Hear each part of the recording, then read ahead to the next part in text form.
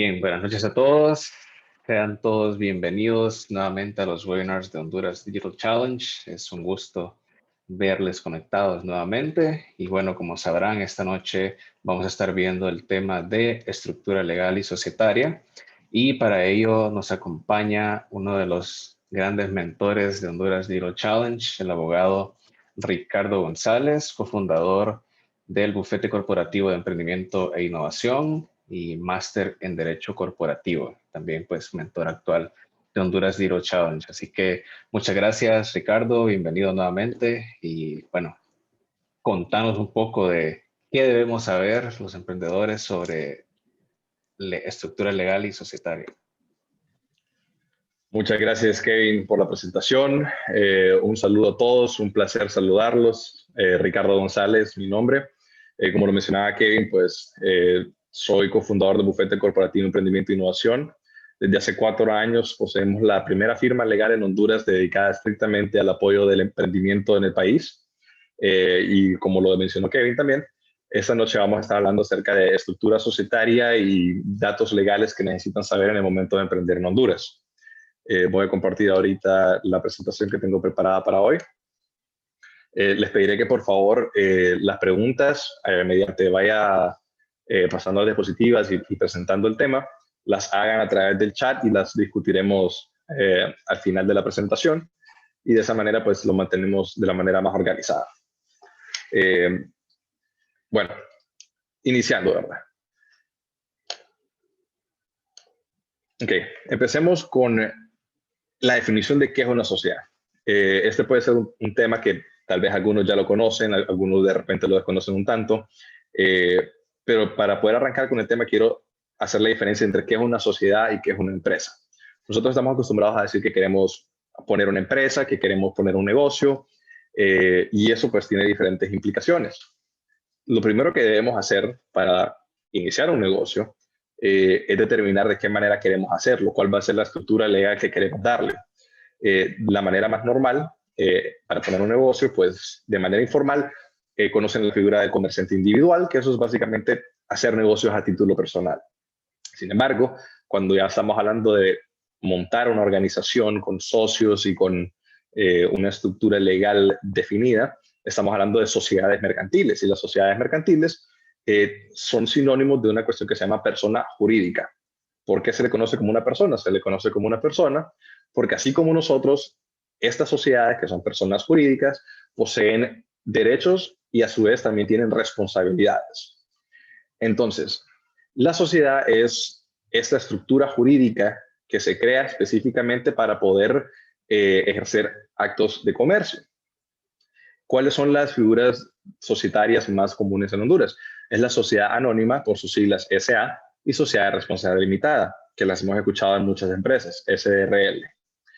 Ahora, ¿cuáles son las ventajas de constituir una sociedad? Como les mencionaba anteriormente, parte de la informalidad de cuando hacemos negocios en un inicio es que lo hacemos a título personal. Esto significa de que yo pongo todo mi conocimiento, toda mi estructura y toda mi participación social es de mi pertenencia. Entonces, si yo soy un comerciante individual y hago negocios, pido créditos para fundar empresas, todo lo hago a título personal. Y eso significa de que las obligaciones que obtenga a través de esos negocios son obligaciones personales. Ahora, cuando constituimos una sociedad, eso significa de que básicamente creamos a un nuevo ser, una entidad, que esa persona es la que obtiene todos los derechos y las obligaciones de esos actos de comercio.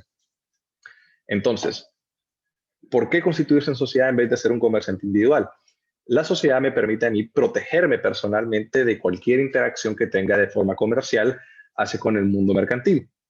Entonces, las sociedades pueden poseer bienes, pueden poseer obligaciones, pueden abrir créditos, pero a su vez también pueden ser demandados. Así como nosotros personalmente podemos ser demandados, una empresa puede ser demandada. ¿Y qué sucede cuando me demandan a mí?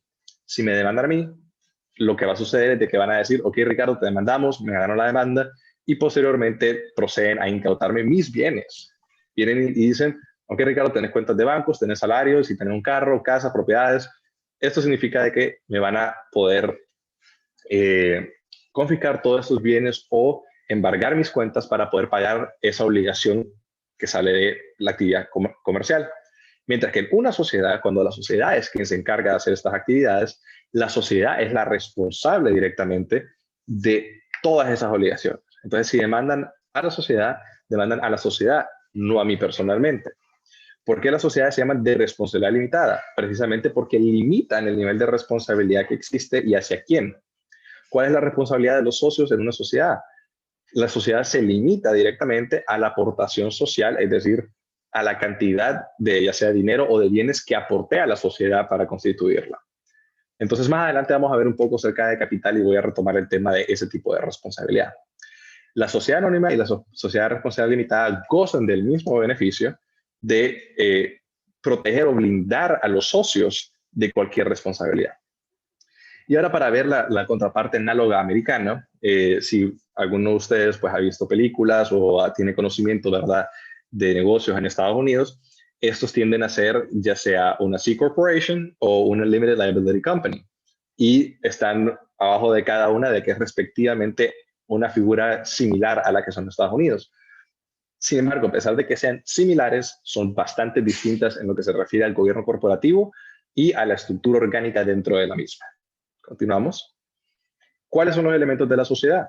La sociedad tiene socios, es decir, nosotros, las personas naturales que conformamos la sociedad, ya seamos 5, 10, 20, 100 o miles, los socios son un elemento de la sociedad. Sin nosotros no existe. La administración es aquel órgano específico que se dedica a tomar decisiones por el resto de los socios.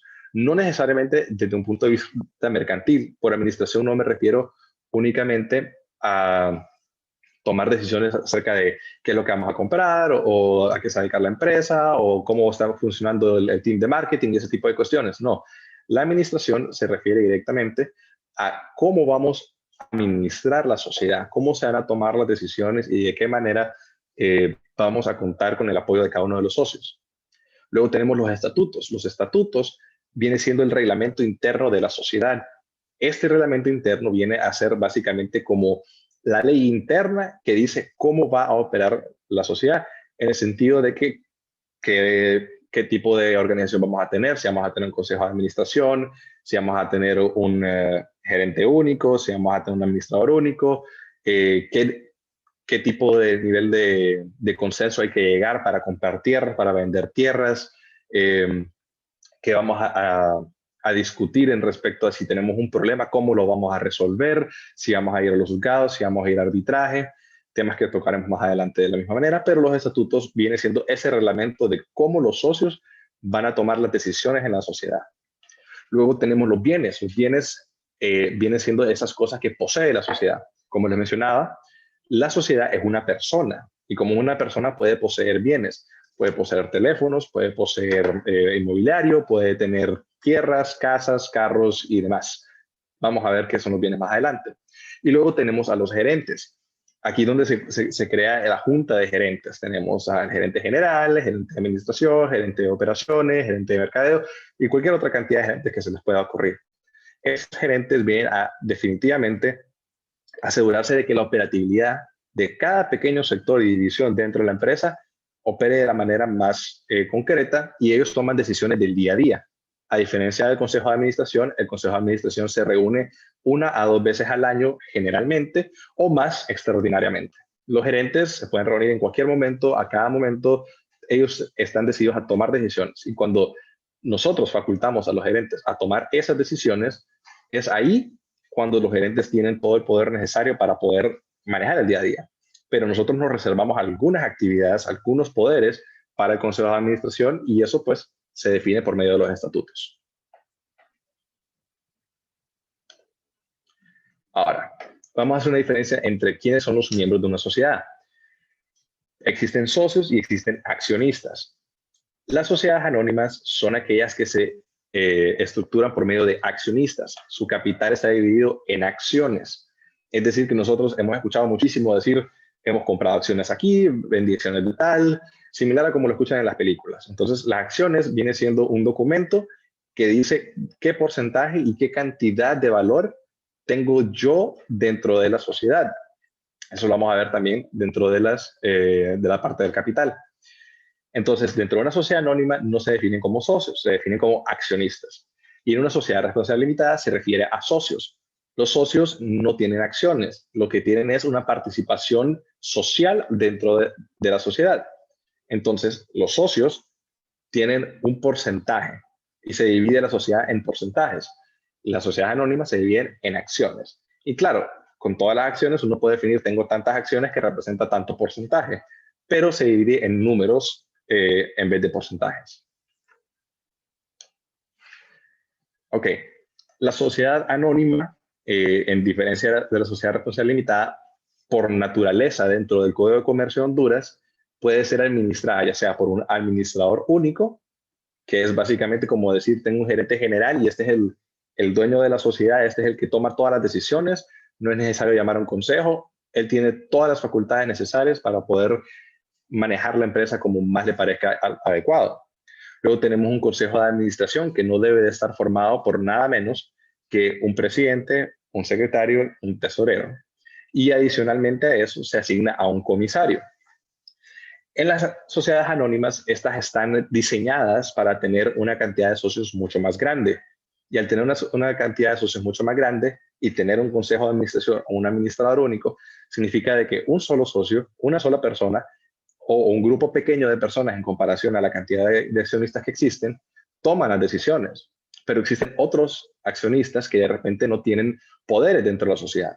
Como por ejemplo cuando ustedes vienen y van a una bolsa de valores y compran X cantidad de acciones en una empresa, eso le da dinero a la empresa o a la persona que se las venda, pero ustedes no tienen ninguna facultad de tomar decisiones día a día, más que para aquellas decisiones que necesiten un voto de toda la participación accionaria de la sociedad. Y al haber accionistas mayoritarios y minoritarios, es decir, algunos que tienen más acciones que otros y otros que tienen tal vez una o menos acciones, estos se miran de cierta manera en indefensión al no poder tomar riendas de saber qué es lo que está pasando con la sociedad de la que son parte. Entonces existe la figura de comisario que viene siendo similar a lo que es un fiscal, que viene a supervisar las acciones del administrador o del consejo de administración y velar precisamente por los derechos de los otros accionistas que necesitan saber información de la sociedad. Entonces, el consejo de administración, por medio del secretario, prepara los reportes, los informes, estados de balance y todas las cuestiones necesarias de saber de la sociedad. Y si un accionista minoritario quiere acceso a esa información a la cual tiene derecho y de repente el administrador o el consejo no ha respondido a su solicitud de información, estos pequeños accionistas o los demás accionistas, independientemente de su tamaño, pueden solicitarle al comisario de que él intervenga y le exija al consejo o al administrador de enseñar los documentos que han sido solicitados. Y si no hacen caso, ¿verdad?, a las instrucciones del comisario, el comisario tiene la capacidad de llegar a las instancias legales necesarias, como sea un juicio o un arbitraje, para poder obtener esa información.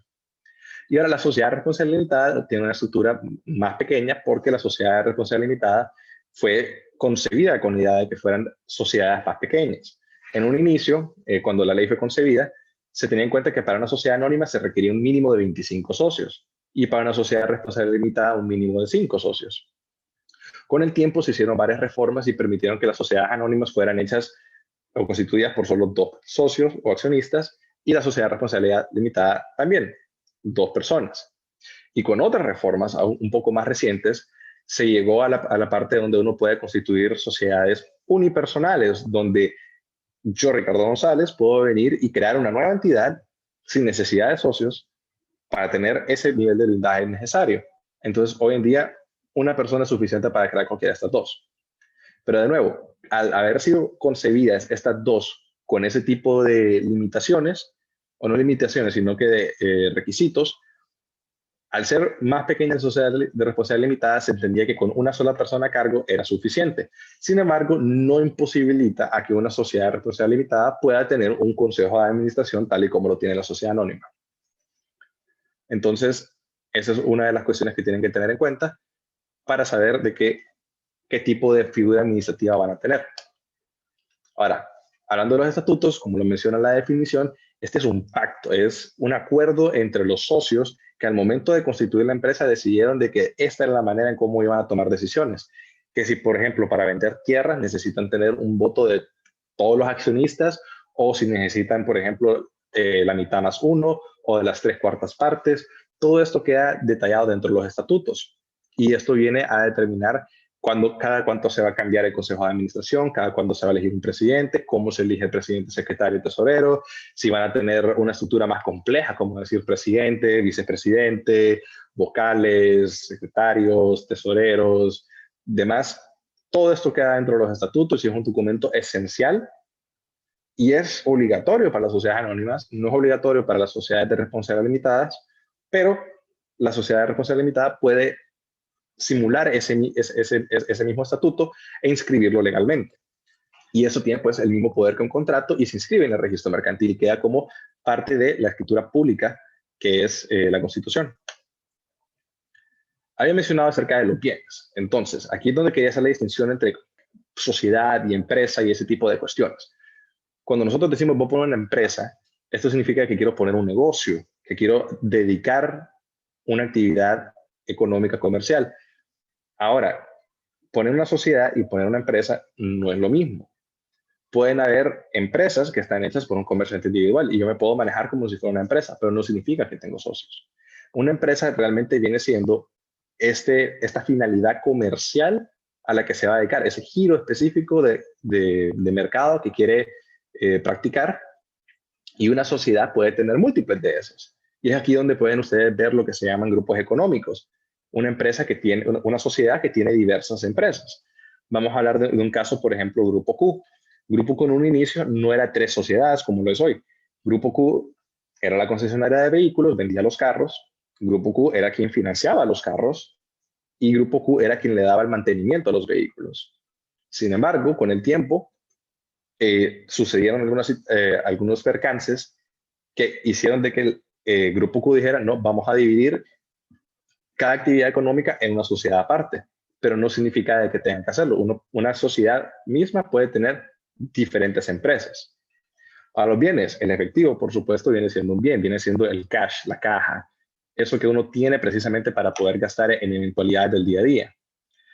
Una sociedad puede tener propiedades, edificios, puede tener ya sea un campo, ¿verdad? Un parqueo, puede tener así bienes que solo los tiene por tenerlos dentro de su haber social o edificios comerciales que necesitan tanto para su operatividad o como para renta para crear otro tipo de ingreso. Aquí no le hagan caso a la figura que tengo para la parte de equipo.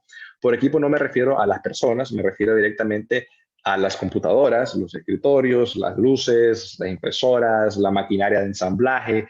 Todo ese tipo de equipo es parte del haber social de una sociedad.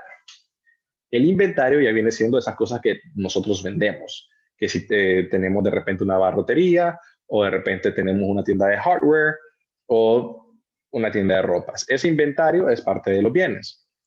Ahora, ojo con lo siguiente. Existen también las marcas y patentes. Las marcas y patentes, así como los demás bienes que aparecen dentro de esta lista, son cuestiones transferibles. Se pueden pasar a otras personas particulares o a sociedades. ¿Y qué son las marcas y patentes? Eso se refiere a la propiedad intelectual que se genera o que obtiene una sociedad. Uno en películas o series de televisión puede observar de vez en cuando que dicen, voy a comprar esta patente, voy a comprar esta marca para poder utilizarla, o voy a licenciar esta marca o esta patente para que alguien la use y cuando la use me pueda pagar y yo recibir un ingreso de parte de eso. Entonces, esto se convierte en parte del haber social. Entonces, las marcas y patentes tienen valor. Una empresa perfectamente puede registrar una marca y venderle el derecho de esa marca a otra empresa u otra persona. Las acciones no se refiere necesariamente a las acciones de la misma empresa, se refiere a que una sociedad puede tener un interés, una participación accionaria dentro de otras empresas. Entonces es como lo que pueden ver ustedes en mercados grandes, donde una empresa compra acciones en diferentes empresas para tener un ingreso de esas otras empresas, o de repente adquiere a otra sociedad por medio de la compra de acciones. Entonces, si yo tengo una empresa grande y de repente tengo la necesidad de decir, necesito un ingreso o necesito de una fábrica de ensamblaje y yo no tengo, ya sea la logística para esa fábrica de ensamblaje, puedo comprar las acciones directamente de una empresa de ensamblaje, ya sea 100% de sus acciones o una participación del 25, 30, 50% de esa compañía para que esa compañía, que ahora en parte es de la sociedad, pueda dar esos servicios a un menor costo. y también recibir ingresos directamente de los ingresos de la fábrica dentro de otra sociedad. Y las cuentas por cobrar es un ingreso, un bien de esas cuentas pendientes que tenemos a favor nuestro, bueno, a favor de la sociedad. Y entonces, ¿qué pasa? ¿Por qué es un bien? Porque es transferible.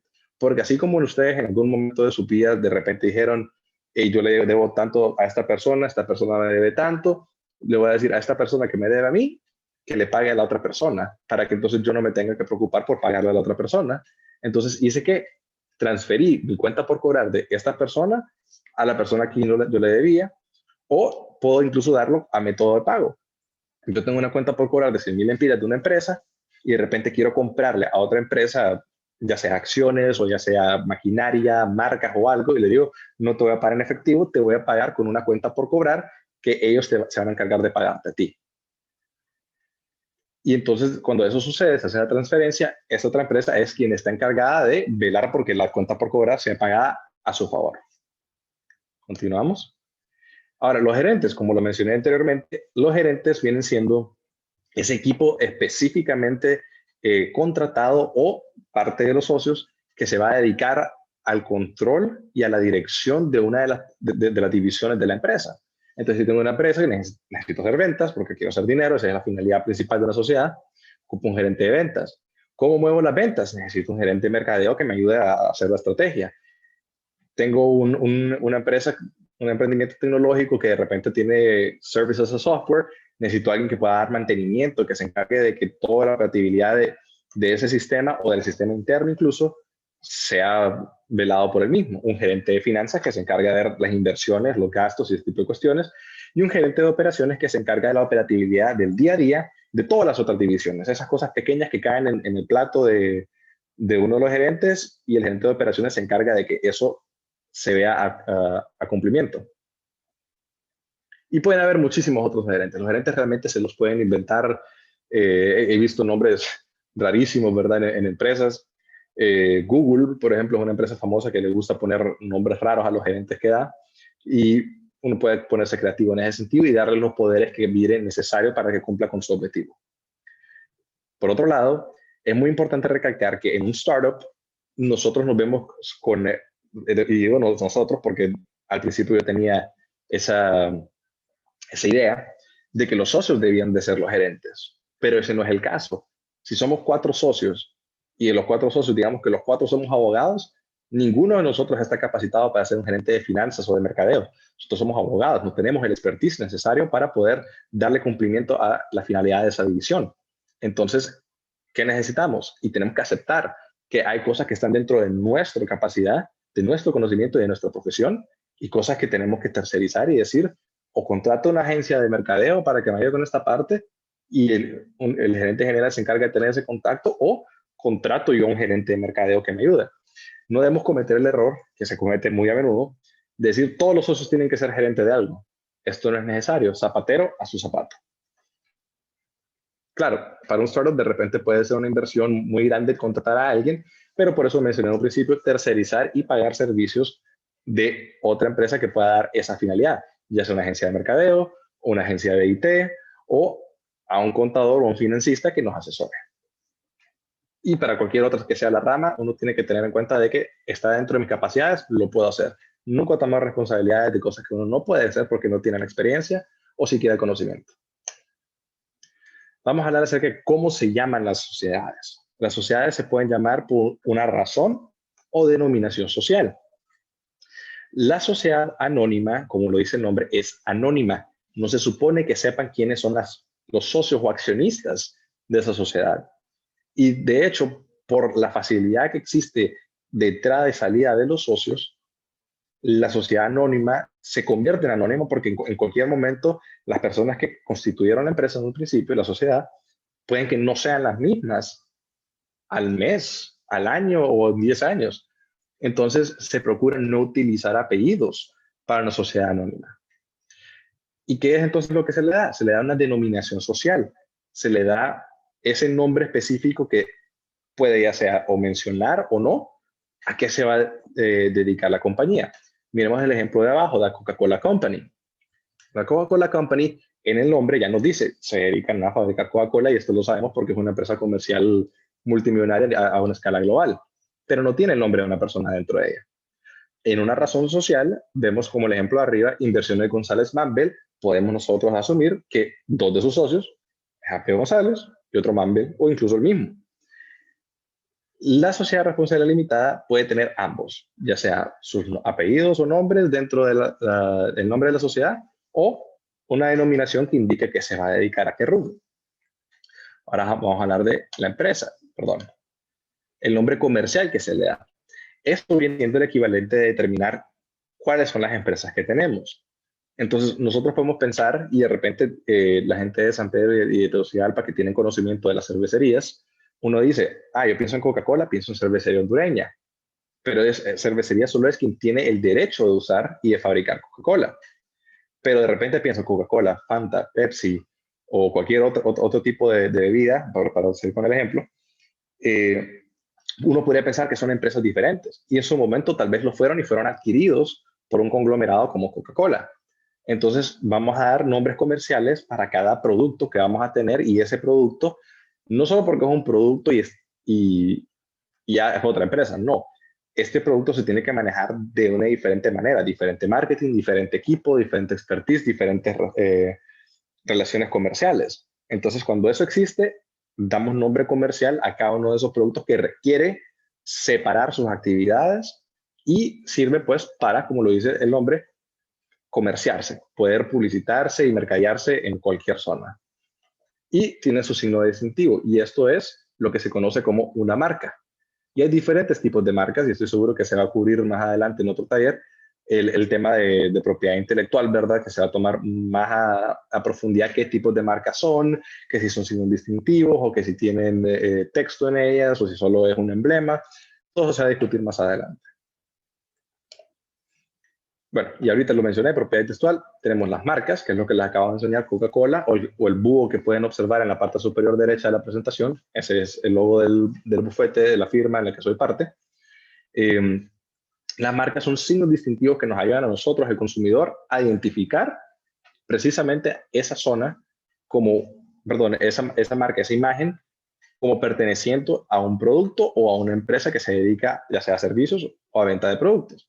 Las patentes, hay diferentes secciones dentro de las patentes, la más común siendo la patente de invención, cuando nosotros de repente desarrollamos un teléfono o algo que requiere directamente de la expertise y la creación, ¿verdad? Del chasis del aparato, de la tecnología detrás de eso, del diseño exterior, todo eso se patenta precisamente para evitar de que hayan réplicas. En Honduras y en otros países, y hay una organización mundial de propiedad intelectual, se respeta, de verdad, que cuando existe una patente, si alguien quiere usar esa patente, tiene que pagarle derechos a la persona. Y es decir, supongamos que Cervecería Hondureña vino y dijo, quiero traer Coca-Cola aquí, voy a licenciarme y voy a pedirle permiso a Coca-Cola para poder producirlo, y para poder producirlo tiene que licenciar la patente para pues tener esa fórmula que necesita para crear ese producto. Y luego tenemos los derechos de autor, que los derechos de autor son específicamente para la protección de asuntos literarios, imágenes, composición musical. Protege directamente la autoría de las personas que escriben, que pintan, que cantan. Todo ese tipo de cuestiones están protegidas ahí. Ojo, para las startups tecnológicas, esta es una de las partes importantes en la parte de software. El software como tal no se patenta, se registra como derecho de autor. Entonces, esa línea de código que uno desarrolla se pone corrido, así básicamente como que copy-pastearan el developer app que usan para hacerlo, se imprime y se va y básicamente se protege como si fuera un texto, un libro físico, el cual si la gente lo quiere debe de comprarlo y nadie más puede copiarlo y plagiar esencialmente el trabajo que han hecho para la escritura de ese código que crea un software.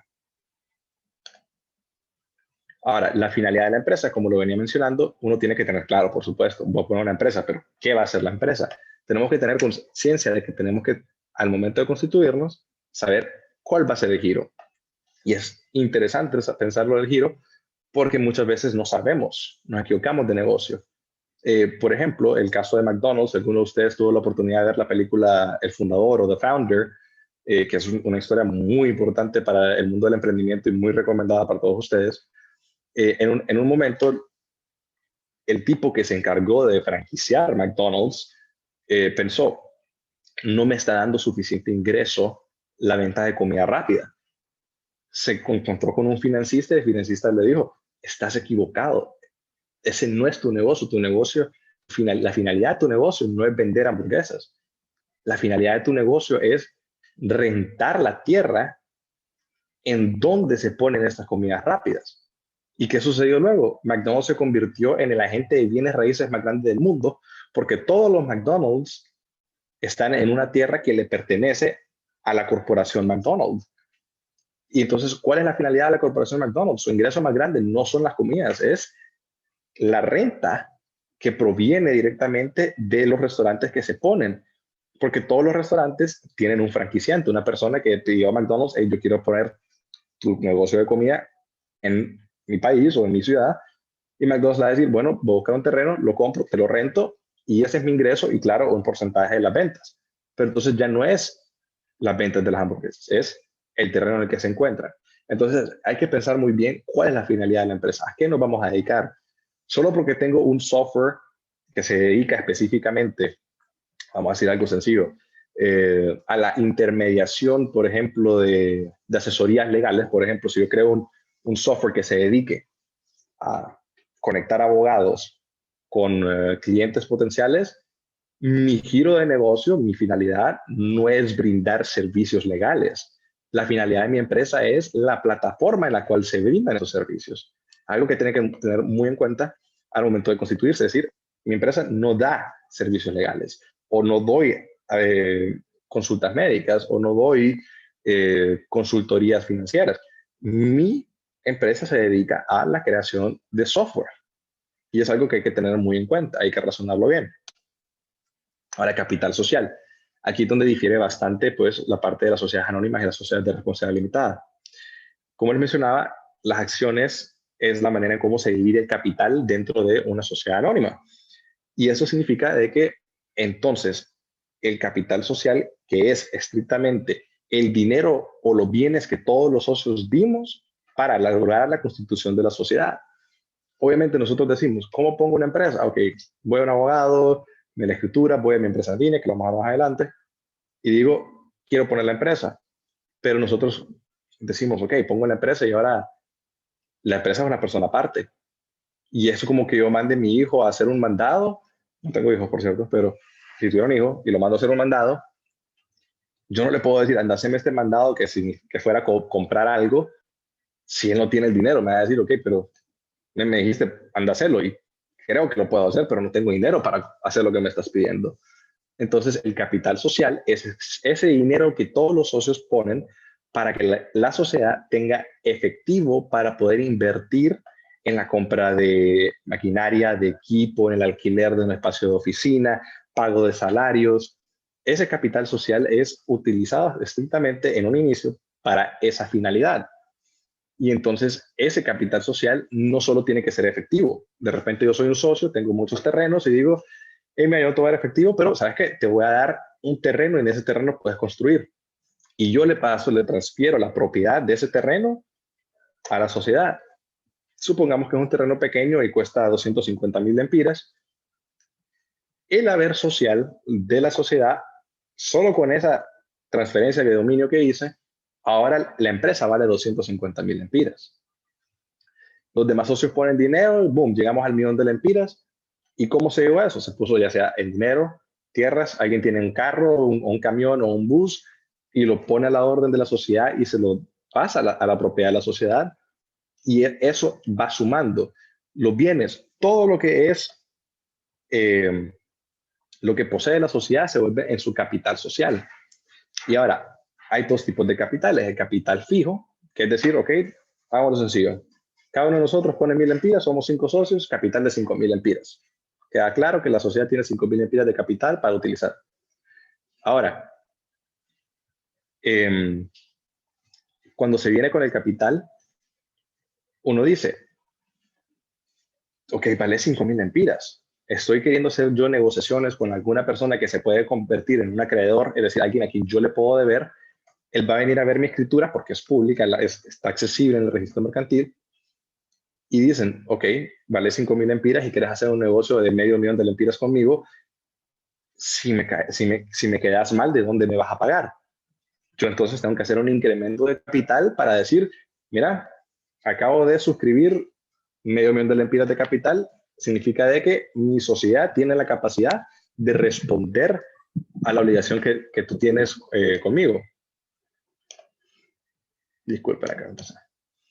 Entonces, ese es un capital fijo. ¿Y qué significa? Cuando es fijo, los bancos a la hora de pedir un préstamo o a un cliente grande que quiera saber que soy alguien que puede responder, me va a decir, ocupo que suscribas un capital más alto para yo poder confiar en tu persona. Este es otro de los beneficios de las sociedades, que dan un respaldo ante el mundo comercial de que somos una entidad que posee los bienes y posee la estructura para poder brindar el servicio o el producto del cual estamos haciendo negocios. Y luego existe el capital variable. El capital variable es, como ustedes lo han visto en algún momento tal vez, es cuando dicen, ok, el capital de esta empresa es de 5.000 lempiras a 100.000 lempiras. ¿Qué significa? Que tengo un rango en el cual yo digo, yo puedo responder hasta aquí. De repente no está suscrito, pero estoy seguro que lo puedo lograr. Para este fin, el capital social, las sociedades deben de abrir una pequeña cuenta de ahorro interna que se llama reserva. Esa reserva tiene que poder cubrir el 25% de lo que dice la escritura que vale la sociedad.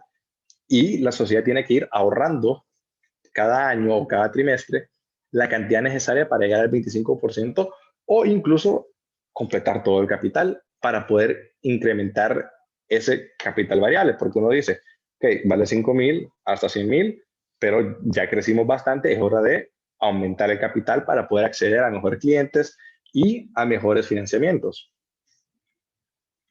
Y también eso obviamente sube el valor de la sociedad como tal. Pasamos a la resolución de conflictos. Como les mencionaba anteriormente, dentro de los estatutos existe la posibilidad de que haya un conflicto, ya sea entre los socios o entre actores futuros. Y las figuras de resolución de conflictos que existen es el arbitraje o la conciliación y arbitraje, para ser puntual, son métodos alternos de resolución de controversias. Nosotros estamos acostumbrados a decir, sí que te voy a demandar, que vamos a ir a los juzgados y vamos a ir a una corte. La vía judicial es la vía pública. Todo el mundo tiene derecho a buscar justicia por medio de los tribunales del país. Sin embargo, Honduras, como muchos otros países del mundo, cuenta con una mora judicial enorme.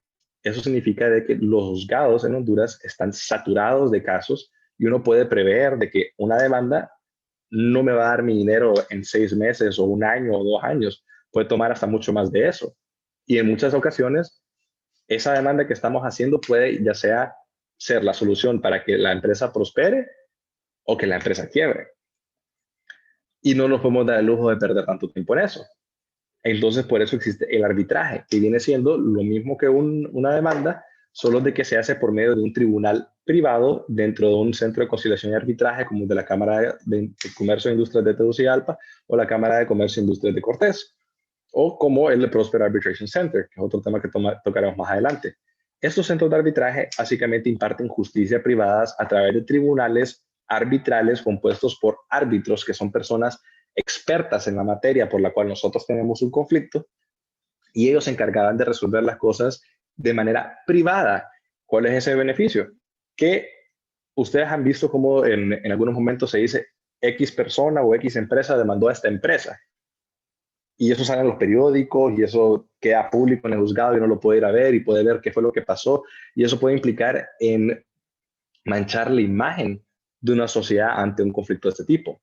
Cuando se demanda por arbitraje, se mantiene la confidencialidad de todo el asunto, no sale en periódicos, no perjudica a las empresas y lo más importante es que se resuelve en un máximo de 6 meses.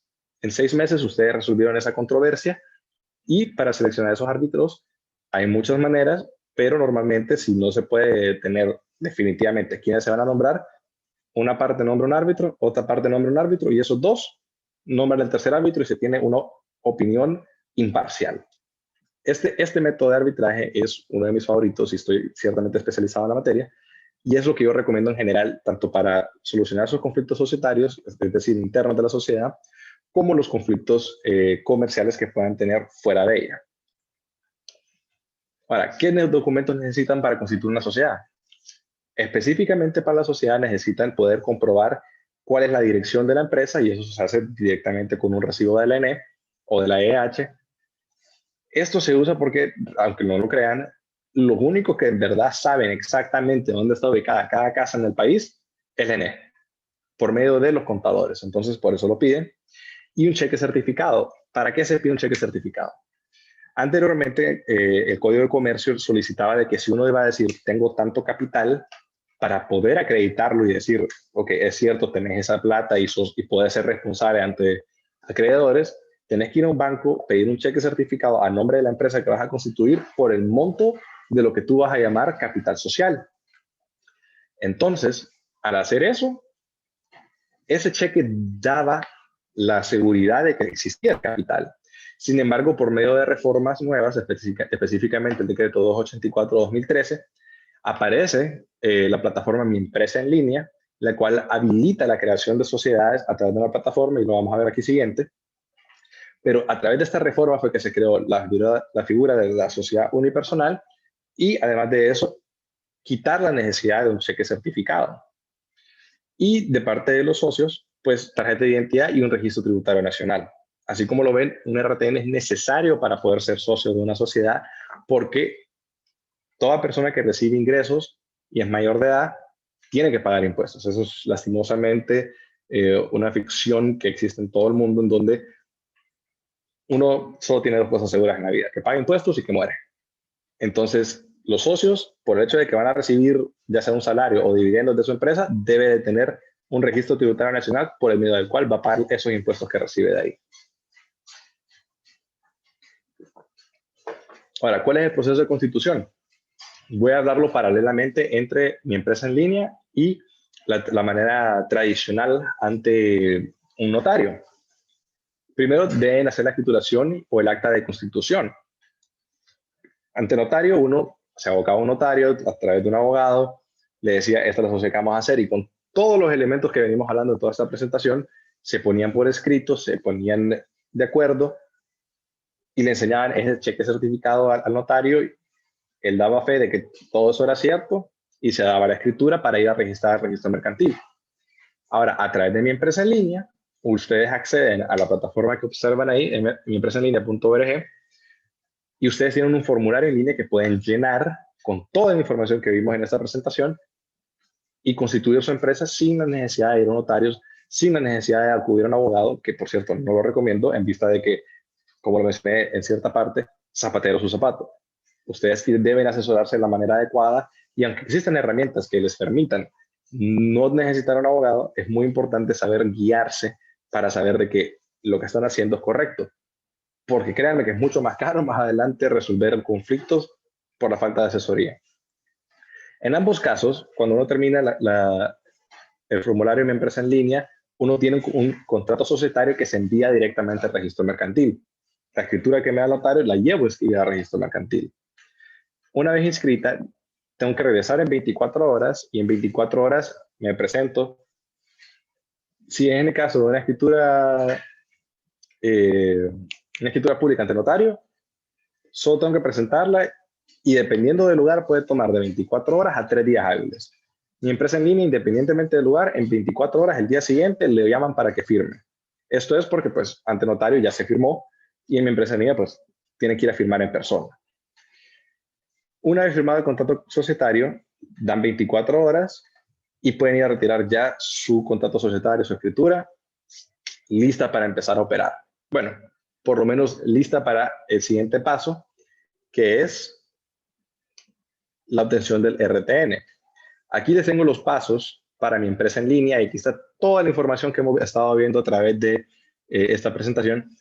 Este cuadro no es mío, estos pasos están extraídos directamente de la plataforma Mi Empresa en Línea. Y aquí pueden ver de lo que hablábamos, cuáles son los datos generales de la sociedad, denominación, nombre, dirección, finalidad, descripción de finalidad, qué municipios van a tener sus actividades, de qué manera van a manejar el capital, si va a ser variable, si va a ser fijo, cuál es el porcentaje de la reserva que van a hacer, los datos de los socios, que son pues nuestras generales de ley, cláusulas de administración, qué tipo de administración van a tener, el listado de gerentes para poder facultarlos a que tengan la capacidad de hacer las funciones a las cuales uno pues les da el poder de hacerlo, y la resolución de conflictos, que es lo que les mencionaba, arbitraje o vía judicial. Bueno, una vez recibo ya sea mi escritura o mi contrato societario del registro mercantil, me aboco a el SAR a pedir mi RTN. El representante de la empresa debe de ir con copia de esa escritura pública o de ese contrato societario a solicitar el RTN de la empresa. Se llena un formulario donde se especifica todas las generales de los socios, las generales de la empresa, y en ese mismo momento que se solicita el RTN, pues desde 2018 existe el decreto 145-2018, que es por medio del cual se da los beneficios de la ley MIPYME, que muchos de ustedes han escuchado, donde se exonera del impuesto sobre renta por 5 años, siempre y cuando ninguno de los socios tenga una sociedad que tenga un giro comercial similar a la que acaban de escribir y que sus ventas no excedan del millón de lempiras anuales. Una vez ustedes pasan del millón, ya están descalificados para esta exoneración, puesto de que si pues llegaron a un millón facturado en el año, pues significa que les está yendo bien y ya no necesitan de ese apoyo. Que en mi teoría, pues en general la cantidad de impuestos es muy alta de todos modos. Y sigue siendo algo que va a abarcar a las empresas, no importa el tamaño. Pero al estar ahí mismo, pues solicitan el RTN, llegan una pequeña solicitud para ser adheridos a la ley de apoyo a MIPYMES, y en 10 días hábiles el SAR entregará a la Secretaría de a la Secretaría de Desarrollo Económico esa solicitud, y ellos van a verificar de que cumplen con los requisitos. En 10 días les dan la respuesta de que sí aplican, y de la Secretaría de Desarrollo se pasa a la Secretaría de Finanzas para que se inscriban en el registro de exonerados. En ese mismo momento que tienen el RTN, se han adherido al régimen de apoyo a MIPYMES, en ese mismo momento les van a dar a ustedes su contrato de adhesión al régimen de facturación. Desde que se hizo la reforma de la DI para convertirlo en la SAR, Honduras se volvió uno de los mejores países en el mundo de recaudación de impuestos, que pues ha venido a ahogar profundamente a la comunidad de Honduras en general, ya sea a los pequeños comerciantes, a los startups, incluso a la empresa privada grande. Pero este régimen de facturación ahora exige, ¿verdad?, de que su empresa, sus recibos, tengan de los requisitos necesarios por ley para que puedan ser reconocidos e ingresados como gastos. Entonces, en este mismo día, obtuvieron su RTN, se adhirieron a la ley de apoyo a MIPYME, obtuvieron su adhesión al régimen de facturación, y cuando firman ese contrato de adhesión, les van a dar un PIN para poder aperturar su plataforma de SAR en línea y poder obtener sus facturas, ya sea si las van a tener en físico o las van a tener en una facturación en línea. Estamos hablando de que hoy en día ese proceso toma alrededor de una semana, y el siguiente paso es la obtención del permiso de operación, que varía según la municipalidad. No voy a tocar la profundidad del permiso de operación, solo tienen que saber que es una licencia de negocios que les permite a ustedes abrir una sucursal física de su negocio en alguna municipalidad del país. Lastimosamente, en Honduras, los startups, a pesar de que son empresas que se manejan en la nube y técnicamente en la misma computadora uno puede tener todo su negocio y no necesita una oficina para ello, todas las municipalidades todavía están requiriendo de tener una locación física en donde recibir correspondencia, y pues por lo menos una de las maneras de go around it es ir a un coworking y decir, esta va a ser mi dirección, se paga por una oficina virtual y ahí ponen su negocio. Y el permiso de operación, dependiendo de la municipalidad, toma aproximadamente 3 meses de poder obtener, pero al haber hecho la solicitud, uno puede operar perfectamente. Y luego, obviamente, aparte del permiso de operación, pues dependiendo del rubro al que se van a dedicar, tienen licencias sanitarias, registros sanitarios, tienen licencias ambientales o cualquiera de las otras cosas que pueden llegar a requerir, y todo esto, pues, se maneja según el área en donde se encuentra. Y por último, quiero hablar acerca del Founders Agreement, que es muy importante en el early stage de cualquier emprendimiento, y es una figura pues, que ha sido tropicalizada para funcionar en países latinoamericanos. Es un acuerdo de fundadores. Esto viene a ser un documento preestatutario, que básicamente hace que nosotros, los fundadores de determinada sociedad, nos pongamos de acuerdo a decir qué va a ser quién, cómo vas a aportar capital, cuáles van a ser tus obligaciones, a dónde queremos llevar esta empresa, cuáles son nuestras metas, si vamos a tener vesting agreements, cómo vamos a determinar quién entra, quién sale, por qué, medidas de resolución de conflictos, todo el tipo de cuestiones que ustedes quieran regular precisamente antes de subirse antes de subirse el caballo, antes de subirse la moto, ustedes necesitan poder decir, esto es lo que queremos lograr, y es un documento pre a la constitución de la empresa. ¿Por qué? Porque entonces el Founders Agreement, dentro de toda su literatura, termina con el acuerdo de que si se cumplen todas estas condiciones y están de acuerdo, se llegará a constituir la empresa, y después el Founders Agreement pues lo pueden volver parte de los estatutos o lo manejan como un documento aparte del cual los estatutos hacen mención. Y creo que con eso termino. Solo quiero también mencionar de que dejé por alto una nueva manera de constitución en Honduras, que es a través de las zonas de empleo y desarrollo económico, que son conocidas como sedes. En el país, pues actualmente hay 3 sedes inscritas, y Próspera, que está ubicada en Roatán, es una de las sedes cuya finalidad específica es el fomento del emprendimiento a través de la creación de una regulación tanto administrativa, corporativa y fiscal amigable para el emprendedor hondureño y para los comercios hondureños, para poner sus empresas bajo una estructura legal similar a la que se da en Estados Unidos a través del common law o el derecho consuetudinario, y es a través de la plataforma de Próspera que ustedes pueden venir y constituir empresas que son muy atractivas para los inversionistas, recibir inversiones y manejar su empresa como si tuvieran una estructura similar a Estados Unidos, y tener ese acceso a inversión, a impuestos mucho más bajos que en Honduras. Haciendo la comparación, el impuesto sobre renta de Honduras es el 25%, el impuesto en Próspera es del 1% para empresas y 5% para personas naturales, y el impuesto sobre renta es del 2.5% en Próspera y del 15% en Honduras. Entonces, solo viendo la parte fiscal, ese es un lugar muy atractivo donde las personas pueden poner su emprendimiento y tener ese acceso a una economía similar a las mayores economías del mundo. El tema pues de Próspera, que es uno de los patrocinadores de la Honduras Digital Challenge, será abordado pues más adelante en otro webinar, y yo solo pues quiero hacer mención de que existe esa puerta de cómo constituir una empresa sin necesidad de hacerlo en Estados Unidos para poder adquirir inversión. Y concluyendo, porque creo que ya me estoy quedando sin tiempo, quiero decirles una distinción que me hizo falta anteriormente, que en las sociedades de responsabilidad limitada y las sociedades anónimas, yo recomiendo personalmente que se constituyan como una sociedad anónima, en vista de que la sociedad anónima permite tener una facilidad de salida y entrada de accionistas o de nuevos socios, debido a que uno puede vender su acción y convertirse en socio de otra empresa.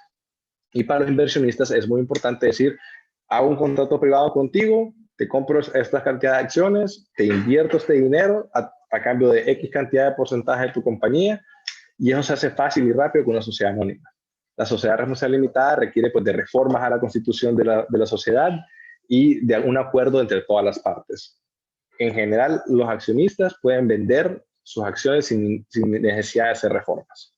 Y con esto, pues, concluyo. Les dejo, pues, la información de contacto tanto personal como del Bufete Corporativo de Emprendimiento e Innovación, y espero haber podido, pues, haberles dado una mejor noción acerca de cuáles son los aspectos legales a considerar en el momento de emprender.